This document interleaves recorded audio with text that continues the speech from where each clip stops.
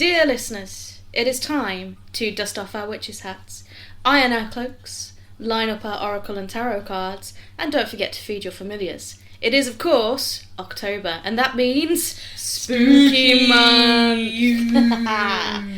Here on A Nice Cup of History, we have started doing, 2 years ago at October time, Halloween time, we did a Dark Cup of History, our slight little spin-off into the darker side of history. Our first one ever. Yeah, our first one ever being about Lorraine and Ed Warren, or Ed and Lorraine Warren, whichever way you say it around. And we last year decided to turn it into an entire month of spook.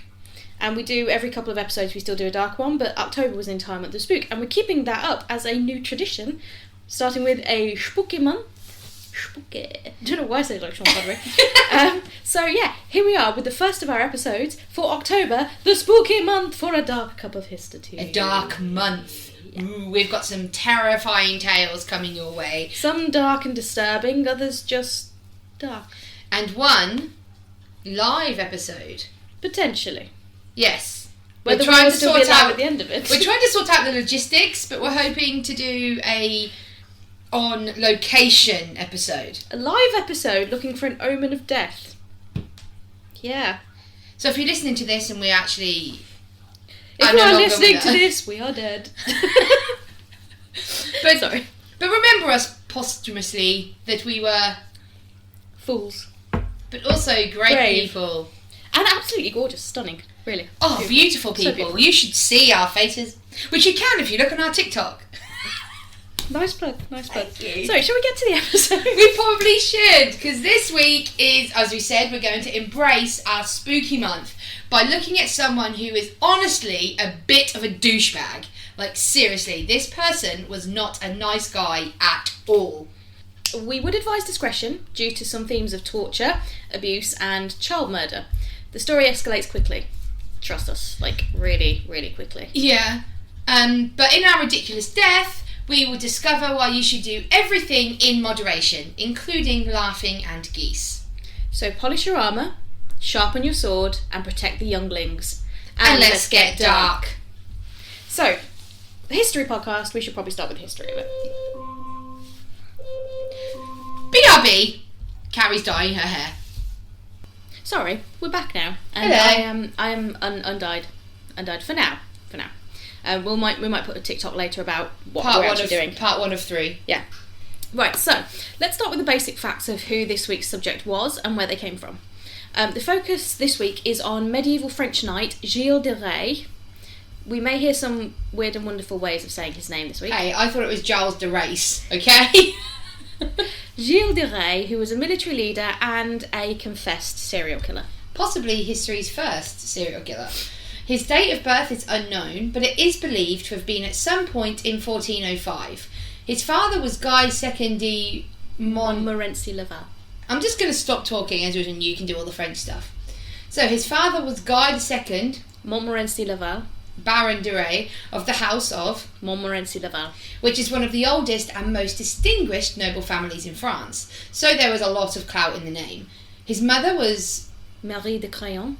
The de Craon family was another high-ranking French noble family that could date their lineage back to Anjou region in the 11th century. Together they had 2 sons, Gilles and René. Gilles was born at the family castle at Champtos-sur-Loire, and this castle would feature heavily in his later activities. At the age of 10, Guy de Laval, his father, was killed in a hunting accident, leaving a young Gilles. It's about him. I should learn to say Gilles. Gilles. Yeah. Gilles, like Gilles. Gilles. Yeah, basically. Leaving a young Gilles to inherit the Baronet. Say! The baronet. I'm broken, okay? I've had a bad week. I'm a bit broken. She did, guys. She cried at Captain America Civil War. Man, it's sad. Steve leaves and leaves a mobile phone. I mean, he leaves a lot more in Endgame. Anyway. I dislike you. Gilles de Rias. Yeah. It is entirely possible that Gilles may have witnessed in part or whole the accident that actually killed his father. Within months, however, his mother, Marie de Craon, would follow her husband to the grave, though through unknown causes, leaving little Gilles and his brother René as orphans. Yeah, we don't know. Nobody knows what actually killed his mother. Now, we are not psychologists or psychiatrists, far from it. No. However, we have done a lot of research into this, and we also have an interest in the darker side of humanity. A common theme amongst serial killers is an unusual relationship with death. This could be due to a traumatic experience at a young age where they witnessed a graphic death, or the loss of a paternal or maternal figure to whom they were close and attached. We're not sure about Gilles' relationship with his parents, but considering the possibility that he witnessed the hunting accident that killed his father, as well as then losing his mother within the following year, it paves the way for a darker persona to develop. And develop it did. Yeah, just a tad. Both Gilles... How do you say? Gilles. I said Gilles stuck in my head now. Gilles. Both Gilles and René grew up under the tutelage of their grandfather, Jean de Craon. Jean was keen to advance his bloodline and family's wealth, so he attempted to betroth a 12-year-old Charles to a then 4-year-old Jean Paynel, who was said to be one of the wealthiest young heiresses in Normandy. This fell through, but Jean had a backup plan in the form of Beatrice de Rohan, who just so happened to be the niece of the then Duke of Brittany. Again, this fell through. Eventually, Jean would strike it lucky by successfully marrying Gilles, then around 15-16 years old, to another rich heiress, Catherine de Thouars of Brittany, and together they had a daughter, Marie, in 1434. Contemporary accounts suggest that Gilles was a bright student who could speak fluent Latin and was well versed in military tactics, which would come handy later on, and was trained to write illuminated manuscript. But that may not have been all he learned from his grandfather. Now, pinch of salt required, because this is mostly information from the oral tradition, or hearsay. It is alleged when Gilles was in his late teens, his grandfather captured 2 young women and held them to ransom. The soldiers that were sent to rescue them were also captured and thrown into a deep pit, or an oubliette, a place of forgetting, where they were literally forgotten and left to die. That's one way to... Yeah. Get rid, I guess? It's quite a common thing. There's a lot of castles that have, like, oubliettes and things. That's harsh. Just being thrown into a pit and left. Things you are literally just thrown into it, so you could break bones on the way down, and you are not healed, you are barely even fed. Sometimes I'll just drop, like, dry bread and things through the ceiling, but for the most part, you are forgotten. I'm not a fan of the broken bones. Nope. The older of the 2 women, Beatrice, was threatened by Jean to be sewn up into a sack and thrown into a nearby river to drown. Eventually, the ransom was paid for the older of the 2, and she was released. But the fate was not so kind to the younger one, as she was forced to marry one of Jean's soldiers. Whilst there is no solid record of it, it is very likely that Gilles was not only witness to this and other similar cruelties from his grandfather, but he was also made to participate in them. So that was like his background and his upbringing. Yeah. And then, as normally happens in a lot of lives, a big event happened that changed things. And it could potentially have changed things for the better, but for Gilles it probably paved the way into something darker. And it's a common theme with a lot of serial killers that they will go into some sort of military, army, police... Yeah, some sort of... Because they're kind of like... They need... Because a lot of serial killers have a pattern to how they kill. And military is obviously very regimented, so anything like that. The problem is it then trains them on how to kill. Yeah. And this is something that happened with Gilles as well. So in 1337, France and England had entered into the 100 Years' War. We will probably likely go into detail about this conflict in a later episode, though spoilers, it didn't last exactly 100 years. Sorry. The area known as Brittany became disputed territory during the war, which pulled Charles de Rias into a conflict, as this was now his home through marriage. Gilles was made head of the Angevin army, by this point in his early 20s, and this led to a meeting with a fairly well-known French soldier. You may have heard of him, possibly. One Joan of Arc. Joan was so impressed with the fury and skill with which Giles fought that she requested he be transferred to her regiment, and together they fought. with Gilles distinguishing himself in battle so much that he received a Marshal of France, which is the highest military honour in France at that time. He accompanied Joan of Arc at the lifting of the Siege of Orleans, and that was a massive French victory. Just before his creation as a Marshal of France, he was given the high honour, amongst 3 others, of transporting the vial containing the holy anointing oil, the holy ampulla, from the Abbey of Saint-Rémy to Notre-Dame de Reims for the ceremony that consecrated Charles VII as King of France. He was even allowed to add the royal symbol of the fleur-de-lis to his coat of arms. Which is a big deal. Yeah. Yeah. This, as sometimes does, went totally to Gilles' head, and he began a life of reckless abandon and extravagance, wasting his inheritance frivolously, much to the chagrin of his grandfather. What's that mean? He wasn't amused. He did not particularly like this. Fair one. I can get that. He liked having money. If you got money, you want to keep money. Don't want to get rid of money. And he's just watching his grandson just flit it away. Yeah. In fact, Jean was so disappointed in his eldest grandson that when time came for him to die in 1432, he left his sword to the younger brother René, which was a big deal. Mm-hmm. Swords were super expensive and would be passed down through families for generations, so this was a snub and a half. This is basically the medieval equivalent of, I'm not angry, I'm hella disappointed. Yep. It might have given Gilles a kick up the bum, though, as he did turn to religion following his retirement from the military in 1435 and tried to resurrect his much diminished wealth. He poured funds into the creation of a private church called the Chapel of Holy Innocents and installed a choir there, handpicked by Gilles from the young local boys. But it was not all as it seemed. Now, the next part of this podcast is where we are going to be discussing some quite horrendous and hard to listen to things. So if you do want to skip, then we will not be offended. But if you stay, consider yourself warned. Whilst Gilles had attempted to disappear from public life after he retired from the military, rumours were circulating about him throughout France.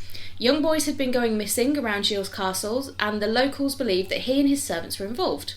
The disappearances began in the early 1430s, but it wasn't until 1440, however, that people came forward, claiming to have seen Gilles' servants disposing of the bodies of young children.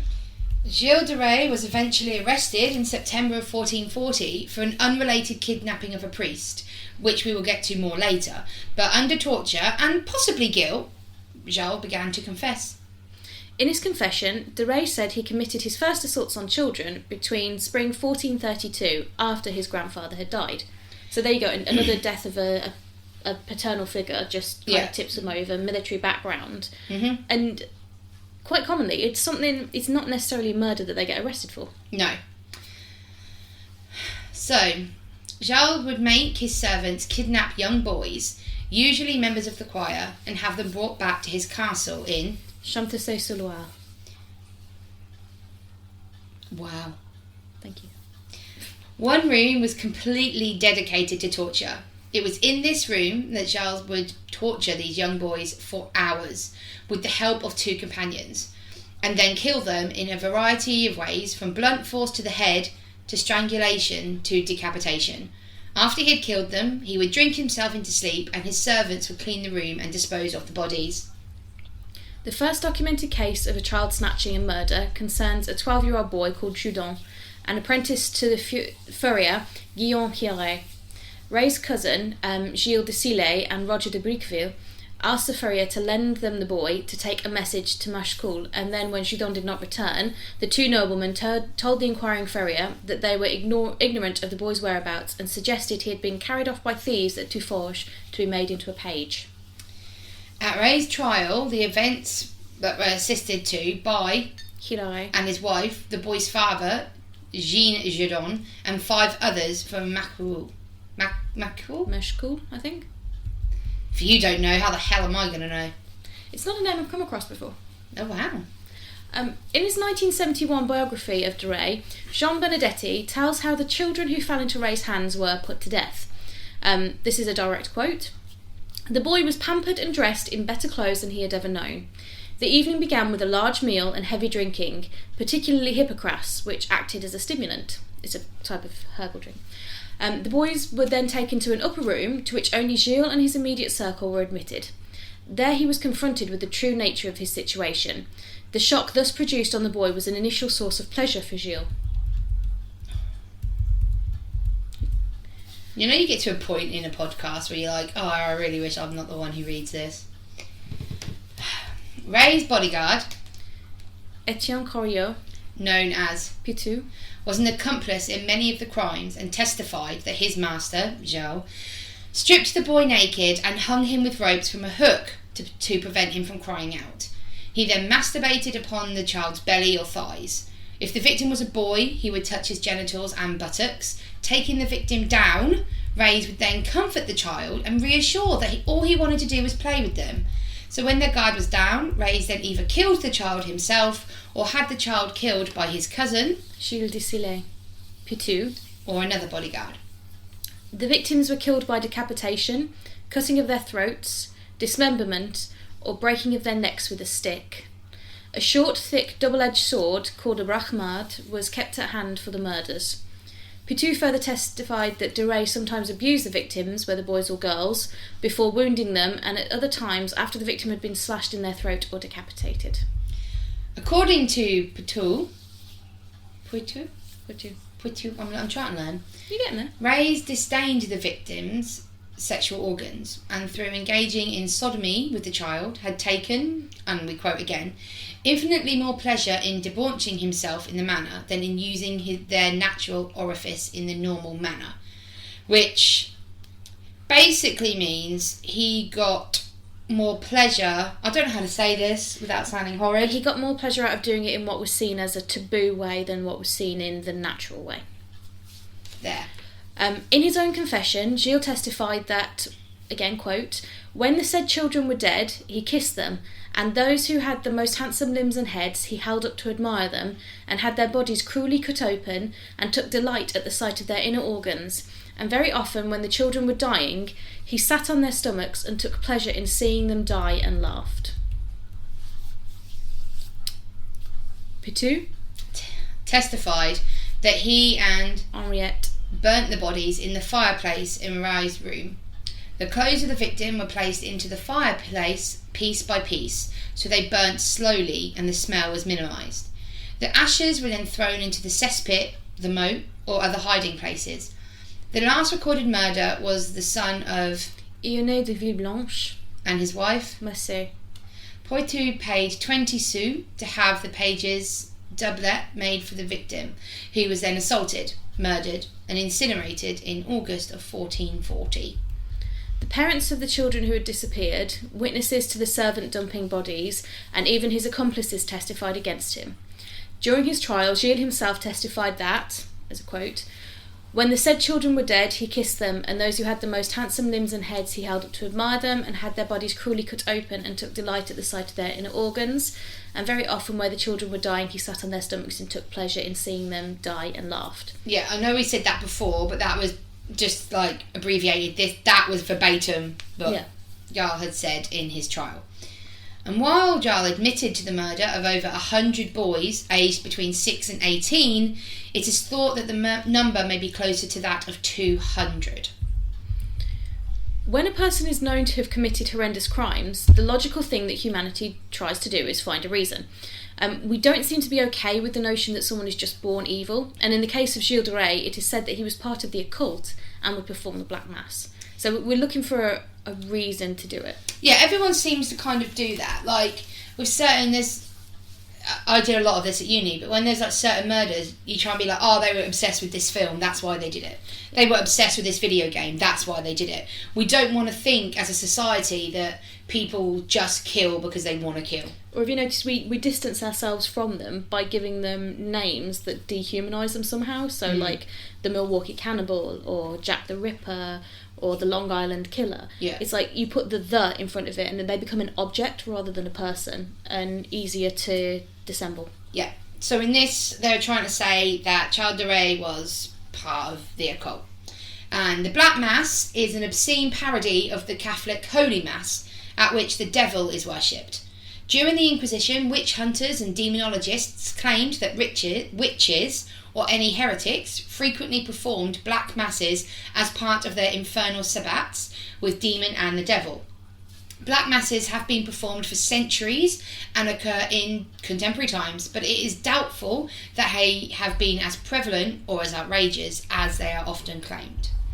Anyway, in 1438, according to testimony at his trial by the priest Eustache Blanchet and the cleric François Prelati, Ray sent out Blanchet to seek individuals who knew alchemy and demon summoning. Blanchet contacted Prelati in Florence and persuaded him to take service with his master. Having reviewed the magical books of Prelati and a travelling Breton, Ray chose to initiate experiments, the first in the lower hall of his castle at Tiforges, attempting to summon a demon named Baron. De Ray provided a contract with the demon for riches that Prelati was to give the demon later. As no demon manifested after 3 tries, the marshal grew frustrated with the lack of results. Prelati said Baron was angry and required the offering of parts of a child. De Ray provided these remnants in a glass vessel at a later evocation, but to no avail, and the occult experiments left him bitter and his wealth severely depleted. So after all that, they're trying to say that he engaged in the occult and it didn't even work. So that was what happened that was what he did, and that was what happened in the lead up to his arrest and his trial. So what happened? I think he's one of the sickest fucks we've ever spoke about. Yeah. I mean, we haven't gone too much into serial killers because a lot of the ones we know about, with the exception of Jack the Ripper, which we have done, a lot of the ones we know about are fairly recent, and the victims families are still alive. Yep. So we're very, very careful about doing that, and we would leave that kind of things to the experts who do understand the psychology and psychiatry of it. Yeah, but we do watch things like have you finished it? No, I started to watch the first episode, then my TV decided to do that weird spooky voice distortion thing, and I was like, nope. Yeah, I finished watching Dharma, the Netflix dramatization, and have listened to the podcast of it. And the Ted Bundy one. Yeah. And the John Wayne Gacy tapes that are on Netflix. And the Dennis Nielsen one with David Tennant. Yeah, there's we're I don't like to say we're interested, but it's like a morbid curiosity, I guess. It's a fascination in what can happen under the right circumstances or the wrong circumstances to the right people or wrong people. It's kind of a weird way of saying it, but it's like because of my parents, I've grown up knowing about psychiatry and mental health, and I always find it fascinating what happens when things go wrong with the brain. Yeah. And with your background in forensic science, you're fascinated about like the murder aspect of it. Yeah, and a lot of those, obviously, the people we know of, they are disgusting and horrendous, horrible people. He is. Why did we not know this person? It's weird. I'd heard of the name, but I didn't know too much about him. He's a horrid man. Was a horrid man. Yeah. What happened to him, Carrie, after he was arrested? Well, he got his just desserts. Good. As we stated before, De Ray was caught out, so to speak, due to trying to kidnap a cleric. This was on the 15th of May, 1440, during dispute at the church of Saint-Étienne de Méamont. The act prompted an investigation by the Bishop of Nantes, during which evidence of De Ray's crimes were uncovered. So there was an investigation that one cleric went missing, but not over 200 boys had gone missing. Unfortunately, back in those days, if you get people from the peasant class, they wouldn't be looked into too much. The families would raise a stink, but the people actually who had the power to look into it, they didn't really care. Peasants were 10 a dozen. Fact. So that was reported back in May. On the 29th of July, the bishop released his findings, and he subsequently obtained the prosecutorial cooperation of De Ray's former protector, John VI, Duke of Brittany. De Ray and his bodyguards, Poitou and Henriette, were arrested on the 15th of September 1440, following a secular investigation that corroborated the bishops.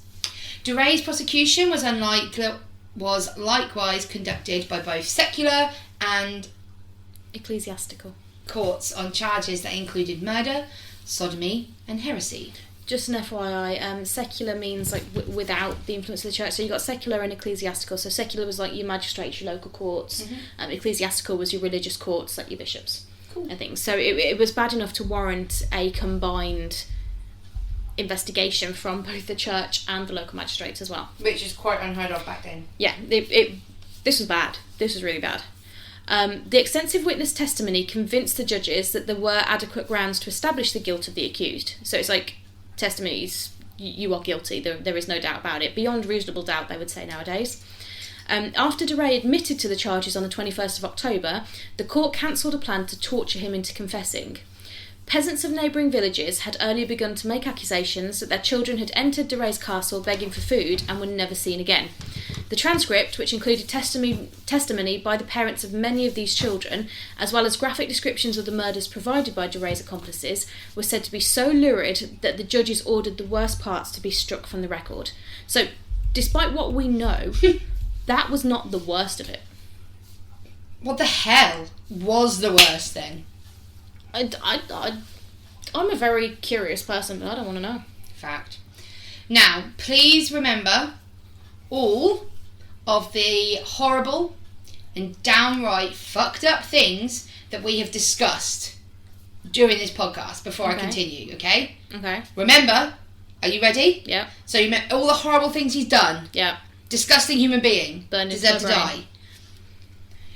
But de Rais had been so contrite and composed in the face of his execution that this bizarrely brought him posthumous acclaim as a model of Christian penitence. Yep, you heard that right. There was even a 3-day fast observed after his death. Medieval Christians, you'll confuse me. You're like, oh, you killed, raped, murdered my son, hung his dead head up on a pike and kissed it regularly, but you felt bad about it, so well done. You murdered and mutilated and masturbated over 200 children. But you felt bad. You were really sorry, so, you know. In one last nauseous irony, a tradition emerged in which parents around Nantes commemorated the anniversary of de Rais' execution by whipping their children, maybe to make them think of the gravity of their sins for which he had repented. This practice is believed to have survived for more than a century after his death. So it's like, okay, so you guys have survived the butcher of the local area, you have survived this serial killer, but you know what? Be good, I'm going to beat you. No, it's more of a you survived, but every year on his death we're going to whip the shit out of you to remind you that he was a bad person. Medieval parents, y'all make my head hurt too. That's just... I don't... The thing is, his whole acting contrite and everything, he may possibly have genuinely been sorry. Yeah, he could hopefully. also I'd like to think that at the end, he was remorseful for what he had done. He could also have been sorry that he got caught. Yeah. But it could also have been a complete and total act. And the willingness to confess, again, is another trait in serial killers. It's like, hey, look what I've done. Yeah, they want the acclaim. Maybe by turning around and saying, I'm really, really sorry, he might have thought to spare himself a worse execution. And let's not forget the fact that he was Marshal of France, he had the high honours from the king, he was from a wealthy, extensive, ancient family, he held a position of power. He might not have been sorry at all. No, and... but the church might have got some of his money. I'd be interested to see where his money went after his death. Yeah, but he was killed in a very horrid way. He was hung. Just before he was about to die from being hung, he was set on fire. Okay. I thought you were going to say he was hung, drawn and quartered. No, and then just before his body burnt to ash, they put him down, chopped him into pieces, and thrown him away. His two helpers, Porte and Harriet, they were hung, set on fire, and just let to burn to ash. See, now that's an interesting form of desecration, because in Catholicism, which France was Catholic at the time, your body does not get burned. You have to bury the body in a specific direction. You have to bury the body so that it can then be resurrected at the end of days, and you know that will be your body into the afterlife, the rapture, the trumpet sound, and everything. But by doing that, they have destroyed his body. They've burned him like a heathen and a heretic, you know, to simulate the fires of hell. But then they've also dismembered his body so that there is no way that he can then reach paradise afterwards. They have formally condemned him, which, considering he's supposed to be this model of Christian penitence... Which they did not eat for 3 days after. I mean, to be fair, after seeing that and the smell of burning people, you probably wouldn't want to. Yeah, but as that happened such a long time ago, we can't, and a lot of the stuff was struck from the records. Was he actually guilty? Okay. Whilst his guilt has been universally accepted for centuries, and Gilles de Rias even inspired the 1697 Bluebeard fairy tale, which I have heard and is messed up. The story's freaking messed up. I mean, as far as fairy tales go, that one is like, okay. Some experts have come to question his guilt. Historian Margot K. Juby, the author of The Martyrdom of Gilles de Rias, believes the threat of torture was so daunting that he confessed regardless of guilt or possibility to save himself from excommunication. Which, like, excommunication, you are damned no matter what you do. There is no way back from that, unless the Pope reverses it. She said, "It seems impossibly quaint in the 21st century to read a text that fully accepts the validity of an Inquisition trial with the use of torture." Now, we're not entirely, like, for the vast majority of us, because it does still happen, we don't really understand the depth, the level, the fear of torture. We also don't understand the genuine fear of hellfire. Hell to them was a very visceral, very real place. Yeah. And excommunication, you were condemned to it. It was one of the worst punishments ever. Nowadays, if you excommunicate, it's like, all right, cool, science, see you later. But back then, it was a big, big deal. So it could have been that he thought to, die as a martyr and think this was the better of the two options because my other alternative is excommunication. It's not going to be great. But from what I understand as being a martyr means you died for something you believed in. So, and that's usually like Mary Queen of Scots. Didn't she wear red because she was then a martyr for the Catholic faith at that time? Am I thinking of the right person? Yes, she did. Yeah, and like I feel like martyrs have died for. It's a death for a cause. Yeah, and I don't feel that even if he wasn't, he should not be a martyr. Whether he believed it was right to kill and murder and rape children, that's not something that he should be a martyr for. No, not at all. But not only was there no tangible evidence proving de Rias was guilty, but the Duke of Brittany was prosecuted in the secular case that saw de Rias convicted. He wound up receiving all of the titles to de Rias' lands after his execution, and some historians point to this as evidence of a political scheme against de Rias. Now, do you recall in our last Dark Club episode about Elizabeth Bathory, Yep. the Blood Countess? We had a similar thing. It's in that there's no direct evidence to say she wasn't guilty, but there's also no direct evidence to say she was. And after she died, Thoroval, the guy that was looking after her, he got all of her lands and money and everything. It's a bit suspicious. Little bit. And in 1992, a French Freemason went as far as organising the trial to retry de Rias fairly. Comprised of French ministers, parliament members and UNESCO experts, the court investigated all available evidence and came back with a verdict of not guilty. Ultimately, the truth remains impossible to know unless further evidence proving or refuting de Rias' guilt comes to light.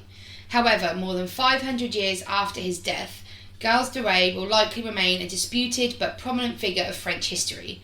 Most historians have examined this evidence from de Rias' trial, though, and they do continue to believe that he did, in fact, commit the murders. I mean, it's not as extensively fantastical as some elements of the Blood Countesses were. Mm-hmm. It's realistic and consistent with some stories of more modern serial killers, the way they've done it. However, we can't 100% be sure, but it's not surprising that a modern trial found him not guilty because the evidence that they would have used is different to the evidence that we use nowadays. So yes, we would have testimony nowadays, but you'd have testimony with evidence to back it up. You'd have statements, you'd have like the burden of proof. It wouldn't just go on hearsay. Exactly, and it wouldn't be Mrs. Miggins down the road told me that her son, and it was like, no. Yeah. I mean, Amber Heard here, objection hearsay. But Yeah. sorry, triggered slightly. But it wouldn't, what was admissible then would not be admissible now. And there's also different, what's the word I'm looking for? Emphasis on things back then. Like religion, obviously people are religious now, Mm-hmm. but I don't think we can quite imagine how important religion was back in the 14th century, 1400s, 15th century. It was huge. So, like you said before, that him being excommunicated is probably the worst thing you could ever possibly imagine. Yeah. But nowadays we're like, well, that's a bit shit. Yeah, it's like... Oh well. Most people probably don't even know what it means nowadays. Yeah, exactly. So some of the evidence that they would have had back then meant more. Like with the witch trials as well. How many women got killed and got tried as being a witch because someone said she did something? Yeah, there was hearsay evidence, there was spectral evidence as well. But also, you've said a lot of the stuff was stripped from the record because it was too bad. Yeah. So we'll never know because the worst things that he did haven't been recorded. And they didn't have anywhere near the level of scientific understanding, forensics, anything that we have these days. So the physical evidence would not have been preserved. Nope. So yeah, there is no way nowadays, unless we get a time machine and actually go back, there is no way to find out for sure whether he was guilty or not. There's no way to ever do a fair trial. No. So if he's not guilty, then it's an unfortunate happenstance of history. If he is guilty... He's a sick. Yeah. Sick Sicko. He's one of the few people for which I would actually be happy there would be a hell to exist. Yeah. So, that was Gilles de Rias. I'm sorry for my terrible pronunciations of stuff, but I think if you're listening to our podcast, you know by now I'm not good with words. And I'm sorry if I pronounced anything incorrectly. If I pronounced anything incorrectly, I am sorry. I did try, but I apologise. But yeah, we did not lie at the beginning when we said this escalates quickly. It did. It went from being a wartime hero to a... mass murderer. Not good.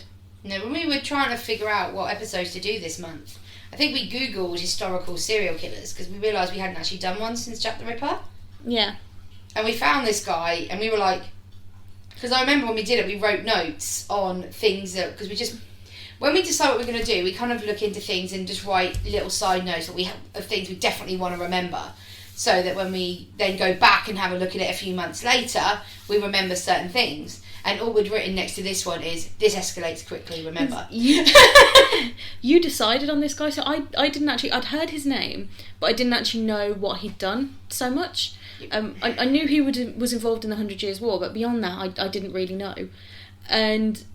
I did the first part of his background, which was all fine and sunny and a little bit weird, but alright. But then you did the rest, so most of that was like a what to me. So yeah. I think it's really fucked up that they then basically celebrated him and whipped kids. Yeah. Which he probably did and got some sick pleasure out of it. Oh, if that's to go by, he definitely did. So parents out there, do not celebrate serial killers. Do not whip your children. Just don't do it. Just don't. Stop it. Don't do it. Good. No. So, from the downright horrendous to the downright ridiculous. Look at that for a segue. Nicely done. This week's ridiculous death. Yes. I don't know this. This is you. You've seen the title of it. And the title doesn't help, Carrie. The title of the article where I found this is Death by Roast Goose. What's that supposed to tell me? Like, you said, oh, you've seen the title. What's that supposed to tell me? I mean, the goose didn't technically kill him. Right, okay, what did? So our person this week is King Martin of Aragon. Okay. And he lived during the late 1300s, early 1400s, so around about the time of Gilles de Rias. Apparently, one night he thought it was a brilliant idea to eat an entire roast goose all by himself. I mean, we've all had them days. Who doesn't? Christmas, innit? Yeah. You eat all the bird. I mean, I'm a bit of a chonker myself, and I am very much aware that I have eaten what was supposed to have been a family-sized tiramisu. One day I was feeling particularly sad. I was hormonal. Don't judge me. But not an entire roast goose. Are you laughing at the fact I called myself a chonker? No! The fact... Oh, no. Anyway, so King Martin of Aragon, he ate himself an entire roast goose. He thought, you know what, I'm going to go sleep this off. That's fair. Yeah, like on Christmas Day when you've had a big dinner and you're like, I need to sleep now. Yeah, you have a nap. I mean, I don't even need a big dinner. Come like 3 o'clock in the afternoon, I need a nap. I'm at that age now. But he went off, his jester, Borra, entered his bedroom and he told a joke, as jesters are wont to do. The joke was so funny that the king laughed, and he laughed, and he laughed, and he laughed. And his stomach burst and he died. I'm guessing it's because his stomach was full of roast goose. Yeah, it was so full that as he laughed, he contracted, his muscles contracted, and he just basically burst Oh. and died. Imagine being the jester in that situation, like, oh my god. Shit in hell. Oh, it's like, when you get like that though, you can't not laugh. Like... It's that constant giggle where everything sets you off and you start to... Yeah, it's like... Yeah. Last week, my friend Liam, he and our other friend Tobias run the Manic podcast. With 2 N's, very important. Go and listen, it's geeky, it's fun. But he fell off a chair. That's all he did. And I broke. Honestly, I laughed so hard I cried. And then I tried to stop myself laughing by closing my mouth. But then that makes it worse. No, but then I like snorted and couldn't breathe. And I honestly didn't know if I was ever going to stop laughing again in my entire life. And all he did was fall off a chair. Which he didn't even really fall. He half sat on it. And because his arse was half off, it tipped. And he fell with the chair. So the moral of this story is be grateful that you hadn't just devoured an entire roast goose. Yes, I hadn't. That's why I'm still alive. It does also de facto make Liam your jester. Oh yeah, he does make me laugh more than most people. Yeah, He's a funny fellow. That's fair. He's a funny fellow. He's a funny fan fellow, a decent chap. And on that posh note... Do you have a random fact? I don't this week, actually. My brain has stopped working. I do not have a random fact. Well, that's okay. Because it's full of us going to watch Hocus Pocus 2, because we haven't done that yet. Yes. Yes, we will. And we will be back for some more spookiness and possibly that live, unalive episode. Yeah, that's next week, because we're in October. But we are pre-recording early, because I'm going to Florida in 24 days. Yeah, you know that place that's just been hit by a giant... Oh, hey, Hurricane Ian is gone. I'm sorry, but Hurricane Ian. Yeah. So, the devastation caused by Hurricane Ian. I was in Hurricane Wilma back in 2005. Yeah. I think it's great, the storm naming convention, but it's whoever finds the storm first names it. That's why you get ones from different countries, and it's kind of, it alternates male and female, and it goes alphabetically, so the next one will be with the J. But has there been a Hurricane Carrie? Possibly, if not, there should be. You know, hint, hint, people. But whoever saw it first, like in the tropics where it landed, would have just looked at it and gone, yeah, it looks like an Ian. You are a hurricane. You swept through my life, and nothing has ever been the same again. Cute. There you go, that naming convention for hurricanes, that was your random fact. Yeah. Do. Carrie's random fact. Right, we are going to go and watch Hocus Pocus 2. And dye your hair. And dye hair, and have some food. So, yeah, keep an eye on TikTok. Cup of Hister Tea. Instagram.